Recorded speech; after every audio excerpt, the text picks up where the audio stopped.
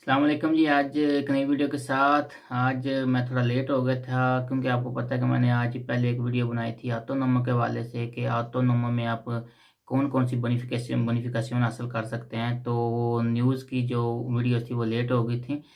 तो शुरू करते हैं। जिन लोगों ने मेरा चैनल सब्सक्राइब नहीं किया वो प्लीज़ सब्सक्राइब कीजिएगा और लाइक कीजिएगा ताकि आपको मेरी न्यू वीडियोस मिलती रहें। आज कतालुनिया से स्टार्ट करते हैं। कुछ अहम पॉइंट हैं। कतालुनिया में उन्होंने स्टूडेंट्स को अलाउ किया है, पाबंद किया है कि वो अपना कोरोना का पीसीआर टेस्ट खुद कर सकते हैं। इसमें जो स्टूडेंट बाचिलरातो कर रहे हैं या ईएसओ कर रहे हैं वो अपना टेस्ट खुद कर सकते हैं।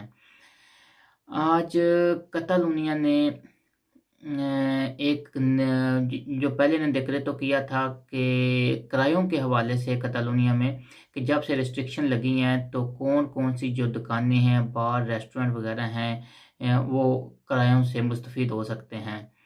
तो आज कतालुनिया की पार्लियामेंट ने एक कानून पास कर दिया है जिसमें जो दुकानें या बार या रेस्टोरेंट मुकम्मल तौर पर बंद हुई हैं उनका किराया आधा कर दिया गया है।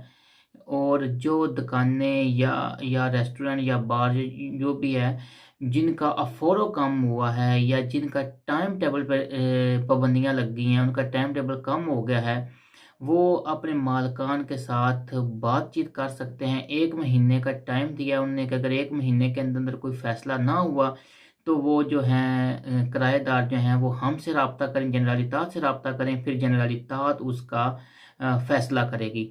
पहले ये डिक्रेट तो था, अब इन्होंने बाकायदा कानून साज़ी की। आज कतालुनिया की पार्लियामेंट ने किया और ये कानून को पास कर दिया। इसलिए जितने भी किराएदार हैं, ख़ास करके बार्सिलोना में जो कतालुनिया में रह रहे हैं, वो परेशान ना हों, वो अपने मालकान से बात करें और उनको बताएं कि ये कानून है, ये निकल आया कानून और ये पार्लियामेंट ने अप्रूव किया है।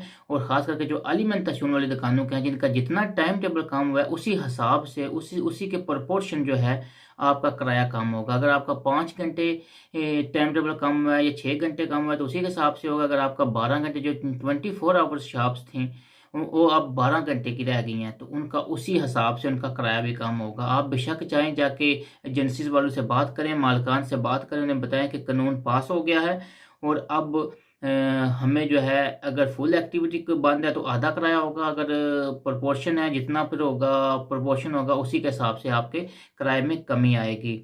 दूसरा, कतालुनिया में आज एक नई न्यूज़ अलर्ट चल रही थी कि मोसद स्क्वाड्रा ने कतालुनिया को अलर्ट जारी किया है कि यहाँ पे भी टेररिस्ट अटैक हो सकते हैं जैसे फ्रांस और वियना में हुए हैं। तो बी केयरफुल, आप ऐसी जगह पे जहाँ पे रश होता है ना जाएं और वैसे भी एहतियात करें हैं। उसके बाद जैसा कि मैंने खबर दी थी कि 9 नवंबर को इतवार वाले दिन मैड्रिड में मीटिंग हो रही है सेंट्रल गवर्नमेंट की जिसमें वो फैसला करेंगे कि क्या क्या स्पेन हाउस लॉकडाउन में जा रहा है कि नहीं जा रहा है। तो आज जो है हेल्थ मिनिस्टर जो है हेल्थ मिनिस्टर स्पेन का जो सेंट्रल हेल्थ मिनिस्टर है ईजा उसने आज मीटिंग हुई थी। जितने भी स्पेन के जो सूबों के कम्युनिदादेस के महकमा हेल्थ के बड़े थे उनकी आज इंटर टेरिटोरियल मीटिंग थी जिसमें उन्होंने ये फैसला किया है। उनकी ये सजेशन थी कि अगर हम जो है एतवार वाले दिन लॉकडाउन लगा देंगे तो हमारे पास टाइम काफ़ी नहीं टाइम बचेगा कि हमने जो पहले पाबंदियाँ लगाई हैं उसका क्या फ़ायदा हुआ है या नुकसान हुआ है, क्या हम ग्राफ में बेहतर हुए हैं या उससे बुरा हुआ है, उसको हम एवेलुएट नहीं कर सकेंगे। इसलिए हमें टाइम दिया जाए। उन्होंने कहा कि हमें नॉर्मली 15 से 21 दिन चाहिए होते हैं एवेलुएट करने के लिए, तो हम फिर अपनी वो रिपोर्ट उस हिसाब से नहीं दे सकेंगे अगर लॉकडाउन पहले लग गया तो। इसलिए लॉकडाउन को वक्ती तौर पे मुअख्खर किया जाए। अब फैसला तो 9 नवंबर को होगा लेकिन मेरी ज़ाती ओपिनियन यही है कि हो सकता है ज़्यादातर चांसेस यही हैं कि लॉकडाउन वक्ती तौर पे कुछ दिनों के लिए मुअख्खर होगा। फिर वो जो इन अभी पाबंदियाँ लगाई हैं सूबों के ऊपर उसको रीवैल्यूएट करेंगे, दोबारा चेक करेंगे, देखेंगे कि क्या कोरोना के ग्राफ में जिस तरह ऊपर आ रहा था उसमें कमी आई है, रुक गया है, नीचे क्या या मज़ीद ऊपर आ रहा है। वलेंसिया में कल जुम्मे वाले दिन से कुछ म्यूनसिपैलिटीज़ में ये लॉकडाउन लगा रहे हैं। ये म्यूनसिपैलिटीज़ लॉकडाउन लगा रहे हैं कि उस म्यूनसिपैलिटीज़ में ना कोई एग्जिट हो, बंदा अंदर दाखिल हो सकेगा और ना कोई बाहर जा सकेगा। जिन म्यूनसिपैलिटीज़ में ये कोरोना वायरस की वबा ज़्यादा फैल रही है, ये आज उन्होंने फैसला किया है कि उन म्यूनसिपैलिटीज़ में हम एवेलुएट करेंगे, चेक करेंगे जिन जिन म्यूनसिपैलिटीज़ में कोरोना के केसेस ज़्यादा हो रहे हैं उनको हम बंद करने जा रहे हैं। उसके बाद जनरलितात कतालुनिया ने कहा है कि हम जो है आज उनकी हेल्थ मिनिस्टर ने बताया है कि एक प्रेस कॉन्फ्रेंस में कि एक सवाल के जवाब में कि क्या कतालुनिया के चांसेस हैं कि टोके द केरा जो लगी हुई है रात का लॉकडाउन उसमें उसको ख़त्म कर दिया जाएगा। तो उन्होंने कहा कि किसी सूरत में भी ख़त्म नहीं किया जा सकता क्योंकि अभी तक कतालुनिया के हालात बहुत बुरे हैं। उन्होंने कहा कि आज 5024 केसेस जुमेरात वाले दिन रजिस्टर्ड हुए हैं जिनमें 66 अमवात हुई हैं। तो उन्होंने कहा कि किसी भी तौर पे मुमकिन नहीं है कि अभी जो है इसके करीब तरीन चांसेस नहीं है कि हम टोके द केरा को ख़त्म करें।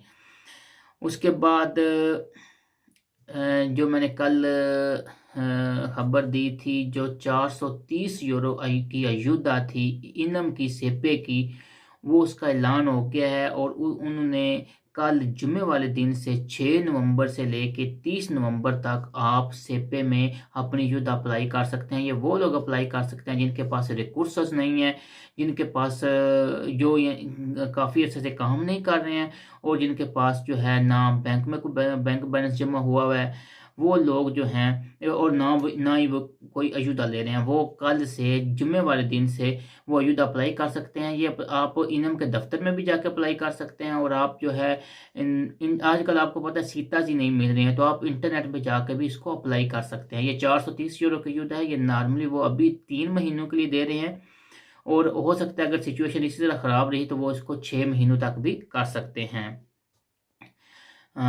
असिएंदा एजेंसिया ट्रिब्यूटारिया ने आज नया कानून पास किया है कि वो अगर किसी भी दुकान पे या घर पे जब वो छापा मारेंगे तो इससे पहले जो ये कानून था कि जब भी आप इंस्पेक्शन करेंगे किसी दुकान पे या मकान पे तो आपको उनको पहले नोटिफाइड करना पड़ेगा, पहले बताना पड़ेगा कि हम इधर छापा मारेंगे। तो अब उन्होंने ये कानून चेंज किया, उन्होंने कहा कि हम बगैर नोटिफिकेशन के छापा मार सकते हैं और क्योंकि उन्होंने कहा कि ये इफेक्टिव नहीं हो रहा कि इससे हमें कोई खातर हुआ रिजल्ट नहीं मिल रहे हैं।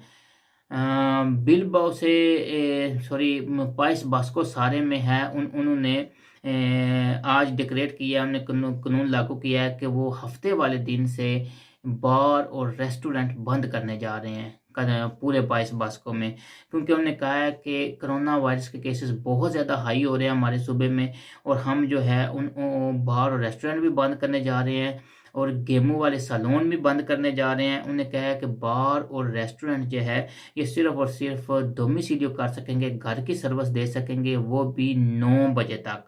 9 बजे के बाद वो घर की सर्विस भी नहीं दे सकेंगे। डिस्कोथेका पहले ही उन्होंने पिछले फाजे में बंद कर दिए थे और उन्होंने कहा है कि जो टोके देकेदा का टाइम जो था वो इससे पहले था 11 बजे, अब उन्होंने कहा है कि 10 बजे से शुरू होगा, यानी कि जो रात का लॉकडाउन है, रात का जो कर्फ्यू है 22 बास्को में वो अब 11 बजे की बजाय 10 बजे शुरू हो जाएगा। और उन्होंने कहा कि जो नॉर्मल दुकानें हैं, जो नॉर्मल कॉमर्शियल्स हैं, अलिमेंटासियोनों की फ्रूटेरिया होगा या इसी तरह की जो नॉर्मल दुकानें हैं वो भी 9 बजे बंद हो जाएंगी।